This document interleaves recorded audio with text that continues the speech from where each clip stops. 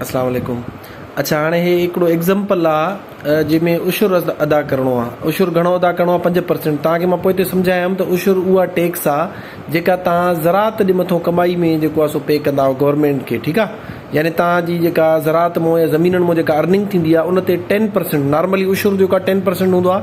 तव्हांखे पोइ वीडियो में मां डिफरेंस सम्झायमि त 10% तव्हां तॾहिं पे कंदा आहियो जॾहिं तव्हांजी ज़मीन जेका आहे उहा कुदरती तौर ते सैराब थिए। सैराब में मुराद आहे उन में पाणी कुदरती तौर ते, माना उन मां या को चश्मो का नदी को वाह गुज़रंदो हुजे ऐं उनखे मुफ़्त जो पाणी मिलंदो हुजे। जेकॾहिं तव्हां हथरादू तरीक़ा इस्तेमालु कयो था, जीअं खूह, छो जो उन मां पाण कढणो पवंदो आहे, उन ते महिनत लॻंदी आहे, जीअं ट्यूबवेल या ॿिया अहिड़ा तरीक़ा आहिनि, त उन्हनि ते तव्हां जेको आहे सो टैक्स या उशुर घणा % पे कंदा आहियो? 5% पे कंदा आहियो। ठीकु आहे, हे इस्लामी कानून या इस्लामी तरीक़ो आहे। अॼुकल्ह थोरो डिफरेंट आहे। अॼुकल्ह ढल हूंदो आहे, उनजो जेको परसेंटेज आहे उहा बि थोरी डिफरेंट आहे। हाणे हिते चयल आहे त हिकिड़ो जेको ज़मीनदार आहे उन 3000 किलोग्राम, ठीकु आहे, 3000 किलोग्राम कणिक ऐं भाॼियूं पैदा कयो। कणिक जो जन जो मुल्ह 25,000। हाणे हे कंहिंजो मुल्ह ॾिनल आहे?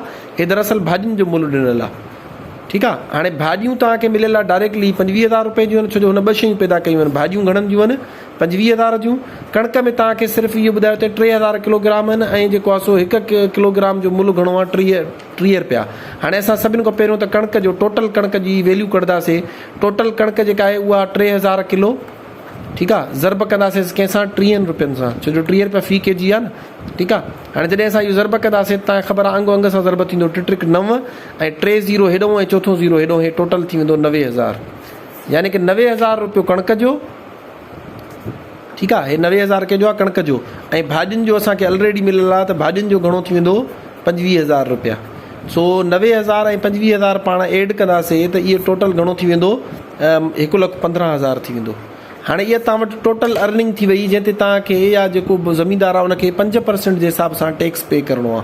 ठीकु आहे, हाणे असां लिखंदासीं सभिनि खां पहिरियों फार्मूलो percentage is equal to part upon total into 100।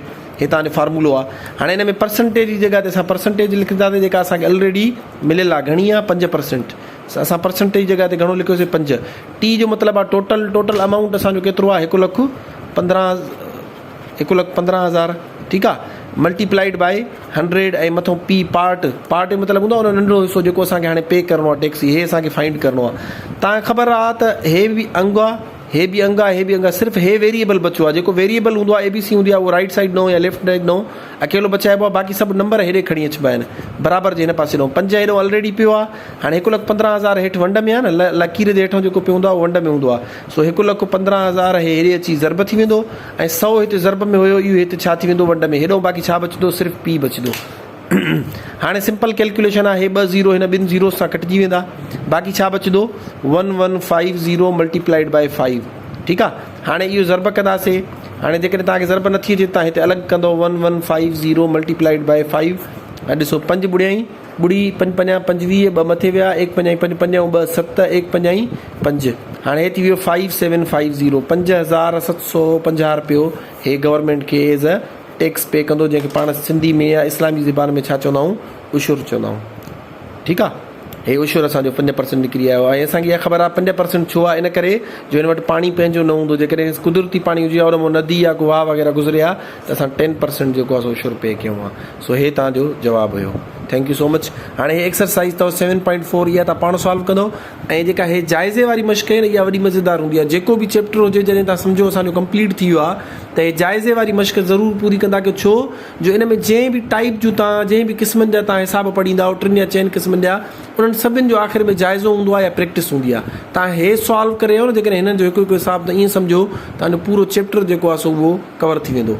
हाणे जीअं हिन में तव्हां ॾिसी सघो था पिया, पोइ हिते पाण ऑलरेडी हिन टाइप जा करे आया आहियूं त हे फ़ोन जी क़ीमत आहे, उनजी 17% टैक्स आहे। एक्ज़ैक्टली तव्हांखे इहो हिसाब मां हल करे ॾेखारियो।